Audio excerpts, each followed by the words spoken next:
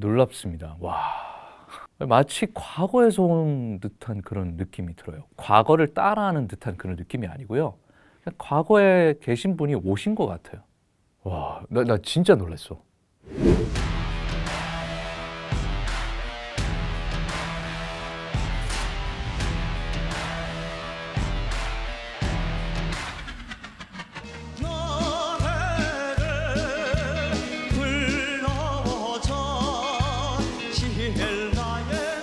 와, 이게 이상한 게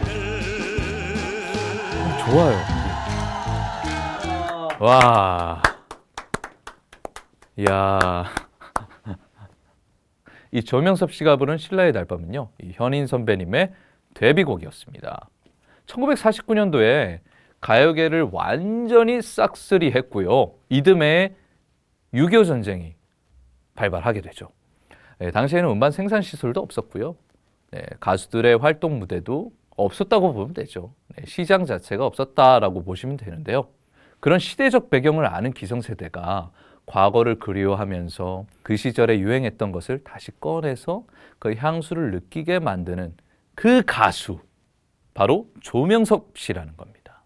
사람들이요, 이 가수를 전통 가요의 지킴이, 그리고 인간 추궁기라고 부르더라고요.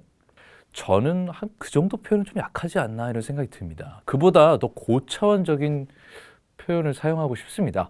요즘에 넷플릭스를 많이 보는데 영화에서도 타임슬립을 정말 좋아해요. 이상하게 그 시간을 거스르는 거 정말 좋아하거든요. 그런 내용들을 좋아하는데, 물리학에서는 미래나 과거로 가는 이 시간 여행을 이론적으로는 가능하다라고 하더라고요. 근데 실제 기술력이 없어서 아직 실행을 못하는 것이다 라고 하더라고요. 이 영화에서 이 장면을 혹시 아세요? 박하사탕이라는 영화인데요. 유명한 영화입니다. 극 중에서 설경구 씨가 순수한 과거의 모습으로 돌아가고 싶어하는 그런 장면이에요. 거기서 나 돌아갈래! 이러면서 막 그 외치는 그런 유명한 장면이 있습니다. 이처럼요, 인간은 누구나 그 순수했던, 젊고 푸릇푸릇했고 아름다웠던 그런 과거로 돌아가고 싶어 합니다.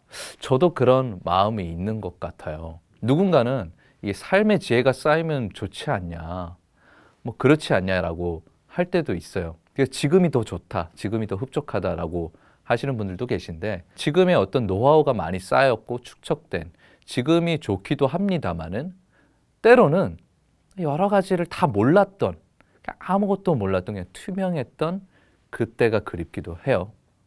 그냥 이렇게 정신없이 그냥 놀았던 옛날 아시잖아요, 그죠? 지하철에서 꾸벅꾸벅 졸기만 했던 그냥 그때. 그때가 참 그립기도 합니다. 아무 생각이 없었거든요. 그래서 이 과거는 이 왜곡이라고 부르기도 합니다. 때로는 우리가 방문하고 싶은 다른 나라처럼 좀 느껴지기도 하기 때문이죠. 물론 우리의 과학기술은요, 아직까지 과거로 돌아갈 수는 없습니다. 하지만 이런 물리 법칙을 거스르는 듯한 타임머신 같은 가수가 탄생한 겁니다. 바로 조명섭 씨죠. 그래서 저는요, 이 가수를 옛날이 흐르는 타임머신 같은 가수다, 마치 꿈을 꾸는 듯한 현실과 과거의 경계를 허물어뜨리는 가수다, 저마다 품고 있는 어떤 소중한 추억들을 선물하는 가수다 정도로 표현하고 싶습니다. 그래서 조명섭 씨에게 인간 추궁기 같다, 전통가요 지킴이다 같은 표현은요, 조명섭 씨를 조금 과소평가하는 그런 약한 표현이다 라고 저는 생각되어집니다. 한 사람의 노래로요, 추억 여행을 떠날 수 있다면, 신나게 과거로 여행할 수 있다면요, 그 시대의 감각을 느껴볼 수 있다면 축복인 것입니다. 예를 들어서 이게 진정한 음악의 힘이라고 생각하거든요. 비가 내리고 음악이 흐르면, 예를 들어서 이런 음악이 딱 흐르는데 우린 젖어들어요. 90년대로. 그때 그 오빠, 그때 그 남자, 그때 그분, 아니면 그때 분위기, 그때 우리 집 냄새, 공기, 이런 것들까지도 같이 와요. 그때 내가 입고 있던 옷, 뭐 이런 것들이요, 그 음악을 통해서 같이 올 때가 있어요. 냄새까지도 맡아지거든요. 그게 아주 신비로운 놀라운 능력인데, 그런 능력을 확실히 이 몸에 탑재를 해가지고 우리에게 과거로 안내를 해주는 거예요. 그것도요, 우리가 경험해보지 못한 과거. 여러분들 50년대 경험해보지 못하셨잖아요. 태어나셨던 분은 계실 수도 있지만 기억이 나십니까? 근데 우리가 경험해보지도 못한 그 과거의 여행을 조명섭 씨는 떠나게 해주신다는 겁니다. 그런 의미에서 우리의 기성세대 어른들에게 아주 축복과 같은 존재구나라는 생각이 듭니다.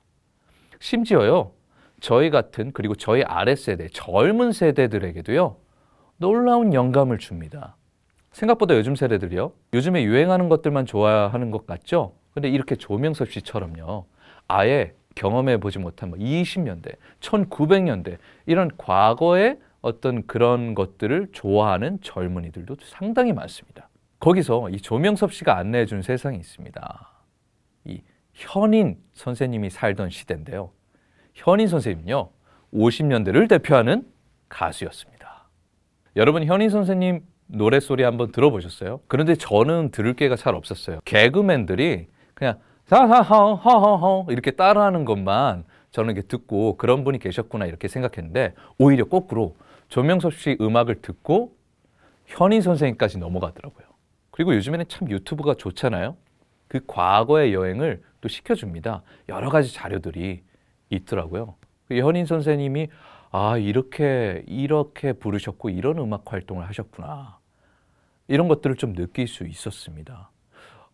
지금 세대에서 봤을 때는요, 이 발음을 구사하는 것도 되게 독특한 특징이 있고, 그 음악이 상당히 지금 세대의 저로서는 유니크하다, 놀랍다, 이런 음악을 하셨구나, 이런 생각을 가지게 했는데요.